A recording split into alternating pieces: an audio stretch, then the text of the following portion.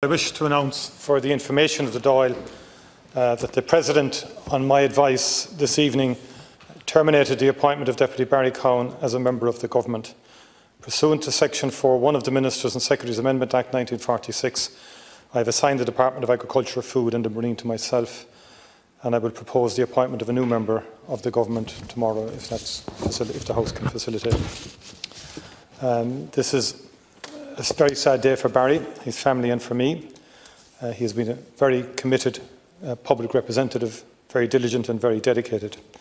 And over the course of the last 10 days, he has been the subject of significant criticism and condemnation for a road traffic offence that took place in 2016. He has been completely clear and unambiguous regarding his drink driving offence. He gave a personal statement to this House on July the 7th, in which he talked about the stupidity of his actions. He accepted what he did was absolutely wrong and he apologised to all members. I accepted that his remorse was genuine and I accepted his apology. When he was first confronted with the allegations, Minister Cowan was immediately clear and emphatic about his drink driving offence and understood the need to acknowledge this.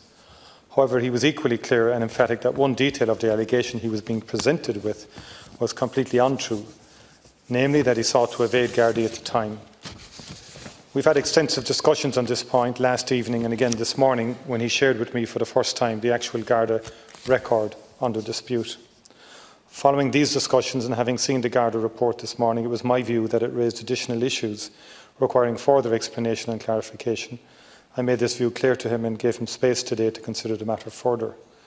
However, he has decided that he is not prepared to address this allegation publicly and will not make any further statement or answer any questions on this issue in this House. This decision has created a situation where legitimate doubts and additional questions are being raised, and government colleagues are expected to address these, and this is simply untenable. It is my view that Minister Cowan had an obligation to come before the House. It is also my view that this issue is damaging to the ongoing work of government. Throughout this, I am conscious that there are important and legitimate legal processes underway where Deputy Cowan is questioning the accuracy of the Garda record and seeking to establish how his personal information became public. I have sought to respect these processes and I would ask that colleagues do the same. This decision I have made is without prejudice to those proceedings. The challenges facing this government are unprecedented in scale and the Irish people require nothing less than our full and undivided attention.